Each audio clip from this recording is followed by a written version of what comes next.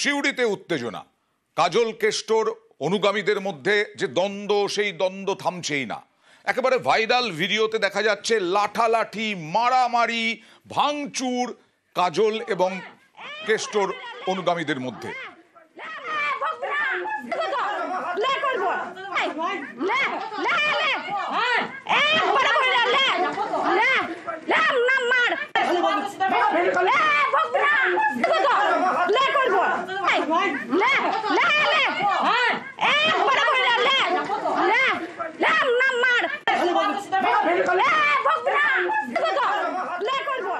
সরাসরি চলে যাব প্রতিনিধি সুপ্রতিমের কাছে।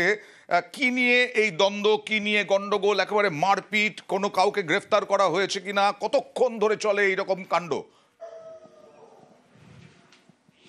দেখো, যে ঘটনা ঘটেছে সেই ঘটনার সূত্রপাত যদি বলি অয়নদা, সেটা হচ্ছে একটি ফেসবুক পেজকে কেন্দ্র করে। এই সিউড়ি 2 নম্বর ব্লকের একটি তৃণমূলের ফেসবুক পেজ, এবং সেখানে এক পক্ষ আরেক পক্ষের নামে বিভিন্ন রকম ভুল প্রচার করেছে। এই দ্বন্দ্ব নিয়ে কিন্তু বেশ কয়েকদিন আগেই গ্রাম একবার উত্তপ্ত হয়ে উঠেছিল। তারপর আজকে সকাল থেকেই কিন্তু সেখানে লাঠি সোটা নিয়ে দুপক্ষের মধ্যে রীতিমতো মারামারি হয়, সংঘর্ষ হয়, যে ছবি আমরা যে ভাইরাল ভিডিও ইতিমধ্যেই দেখাচ্ছি। এবং এর জেরে কিন্তু দুপক্ষেরই বেশ কয়েকটি করে বাড়ি ভাঙচুর হয়, এবং সিউড়ি থানার পুলিশ ঘটনাস্থলে পৌঁছায়, এবং ঘটনাস্থলে পুলিশ পৌঁছে কিন্তু পরিস্থিতি সামাল দেয় এবং বেশ কয়েকজনকে পুলিশ আটক করেছে। এবং গ্রামে কিন্তু এখনো পর্যন্ত পুলিশ পিকেট আছে, কারণ সকাল থেকে যে ঘটনা ঘটেছে, হঠাৎ করেই দুপক্ষের হাতে বাঁশ লাঠি এবং তার সঙ্গে সংঘর্ষ, বাড়িতে ঢুকে বাড়ি ভাঙচুর, এই ঘটনাগুলো জেরে কিন্তু পুলিশি টহলদারি এখনো চলছে। তবে গ্রামে কিন্তু নতুন করে আর কোনো গন্ডগোল না হলেও গ্রামে উত্তেজনা রয়েছে এবং পুলিশি টহলদারি কিন্তু এখনো চলছে সিউড়ির এই হারাইপুর গ্রামে।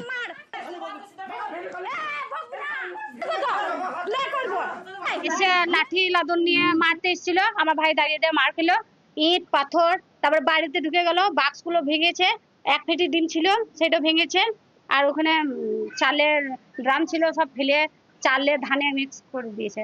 পুলিশ এসে দেখে গেল, আমরা ভিডিও করে রেখেছি। ওরা ওই নুনদের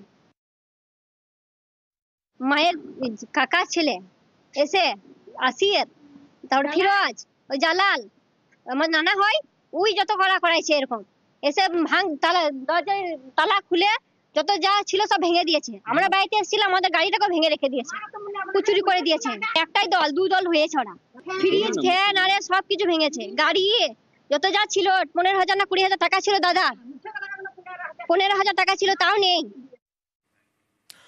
আর বাসন্তীতে পঞ্চায়েত প্রধান, পঞ্চায়েত সদস্যর এমন কাজিয়া যে পঞ্চায়েত সদস্যকে খুনের হুমকি পর্যন্ত নাকি যা অভিযোগ জানা যাচ্ছে।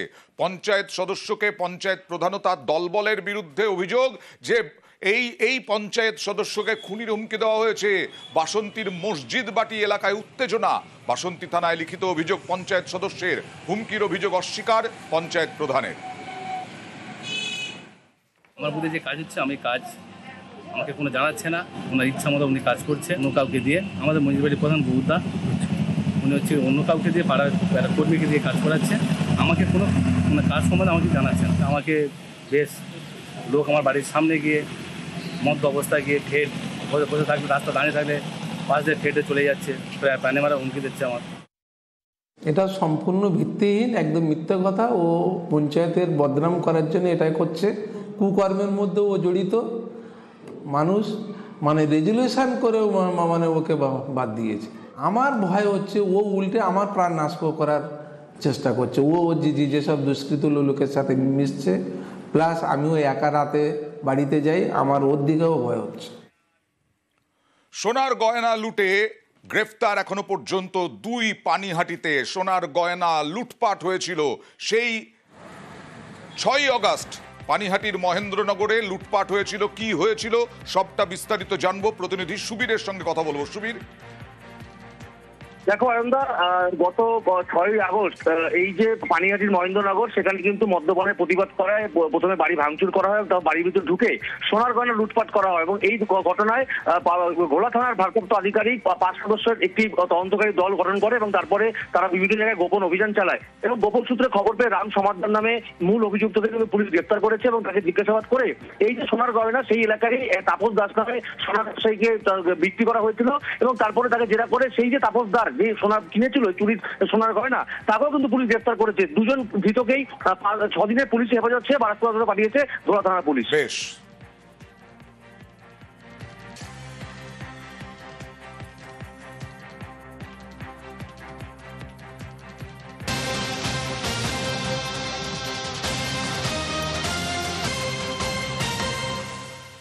4 দিন লরিতেই আটকে উচ্চ মাধ্যমিকের প্রশ্নপত্র। আলিপুরদুয়ার থানায় জায়গা নেই, তাই এই লরিতেই উচ্চ মাধ্যমিকের প্রশ্নপত্র রয়েছে।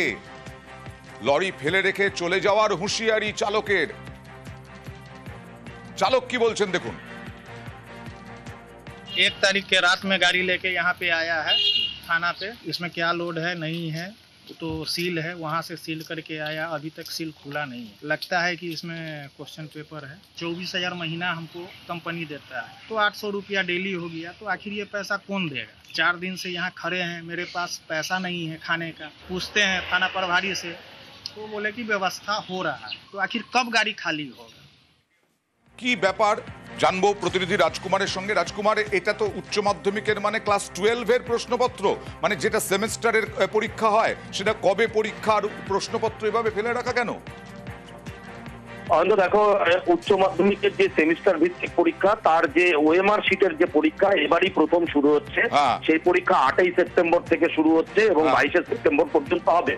এবার ওএমআর শিটে পরীক্ষা হয় অন্যান্য বারের মতো। এবার যে 3rd সেমিস্টারের পরীক্ষা শুরু হচ্ছে, এটা 3rd এবং 4th এই দুটো সেমিস্টারের প্রশ্নপত্র তৈরি করে উচ্চ মাধ্যমিক যে কাউন্সিল, সেই উচ্চ মাধ্যমিক কাউন্সিলের পক্ষ থেকে এই প্রশ্নপত্র তৈরি হয়। ফলে সেগুলো কলকাতা থেকে এই প্রশ্নপত্রগুলো এসছে।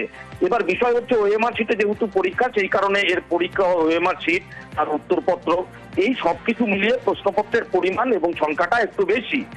এই কারণে প্রশাসনের বক্তব্য যে থানায় রাখার জায়গা নেই, এগুলো কিভাবে রাখা হবে, সেই কারণে গাড়ি থেকে এগুলো নামানো হচ্ছে না। যদিও আমাদের খবরের পরেই কিন্তু তৎপর হয়েছে প্রশাসন। যেটা আমরা খবর পাচ্ছি সেটা হচ্ছে যে নির্বাচন কমিশন নির্বাচনের সময় যে ব্যবহার করা হয় বড় বড় ট্রাঙ্ক, সেগুলো জেলা প্রশাসনের কাছে ছিল। সেই ট্রাঙ্কগুলো এখন এই প্রশ্নপত্র রাখার কাজে ব্যবহারের একটা নির্দেশ দেওয়া হয়েছে এবং আলিপুরদুয়ার জেলার বিভিন্ন থানাতে এই প্রশ্নপত্র আটকে ছিল। কয়েকটি থানাতে ইতিমধ্যেই কিন্তু ওই ট্রাঙ্কে ভরে প্রশ্নপত্র থানায় রাখার কাজ শুরু হয়েছে। বাহ, এটাই আপডেট যে এই প্রশ্নপত্র রাখার কাজ শুরু হয়েছে। আমাদের খবরের পরে প্রশাসন সচেষ্ট এবং নির্বাচন কমিশন স্ট্রং রুমে যে ট্রাঙ্কগুলো ব্যবহার করে সেই ট্রাঙ্কের মধ্যেই রাখার চেষ্টা করা হচ্ছে। শুরু হয়ে গেছে কাজ এই লরি থেকে প্রশ্নপত্র নামানোর।